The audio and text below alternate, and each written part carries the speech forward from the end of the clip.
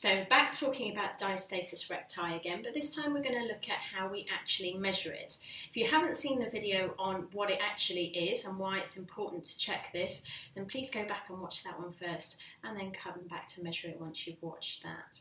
We're actually going to check your abdominal separation or potential separation at a few points along the line running from just below the chest bone down the front of the abdomen. Okay, so to do that, we're going to bring you down onto your back. What I like to tell people to do when they're coming down to lay on their back is if you want to side sit, as I'm doing at the moment, hands on the floor, slide the hands away from you and then roll onto your back. And that's just because it puts much less pressure on the lower back. But again, particularly if you've recently had a baby, if you do have that separation of the abdominals, or you've had a C-section, then it avoids increasing that intra-abdominal pressure and putting more tension through an already weakened area. So now rolling onto our back, we're going to get ourselves comfy. Always just give yourself a few seconds just to find a comfortable position and let your breathing adapt to what's normal for you. You'll see I've got my feet, my knees bent and feet are flat on the floor. And I've got a natural curve between my lower back and the floor here. If you find that your chin is riding all the way up, just put a small cushion beneath your head. Okay, so we're going to take our fingers, just 2 fingers there, and find your belly button. And then all you're going to do is trace a line from the belly button straight up towards the chest bone, just feeling for the give under your fingers, just feeling if they do press into the abdomen or whether you can already feel that it's quite firm underneath. So then you're going to do the same thing from the belly button down towards the pelvis, and again feeling for whether there's a gap you can comfortably get those fingers in between or whether things feel quite naturally close together. If there is a gap, don't worry, that's what we're measuring here. Then what you're going to do is put one hand behind the head if you need to support your neck.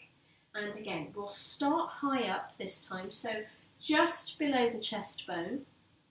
And then all you're going to do is take a breath in. As you breathe out, just bring up the head as you press those fingers down. Lower the head back down. So there you're trying to feel for, again, whether there's a gap that you can slide your fingers into, whether the gap feels bigger than your 2 fingers. If it does, try it with 3 fingers, gradually increasing until you can feel the outer edges of that gap. However many fingers you can insert, that's your measure. Then we're going to do exactly the same measure in the same place again, feeling for if you can tighten or create tension in there. So what I want you to do at this point is imagine squeezing the abdominal muscles and gently lifting your pelvic floor, so as if you're stopping yourself from passing wind and doing a wee. So take a breath in again, and as you breathe out, just create that bit of tension and bring the head up. So can you feel it go firm under your fingers at that point? If you can, or whether you can't, just note it down on a piece of paper or use the guide on the website.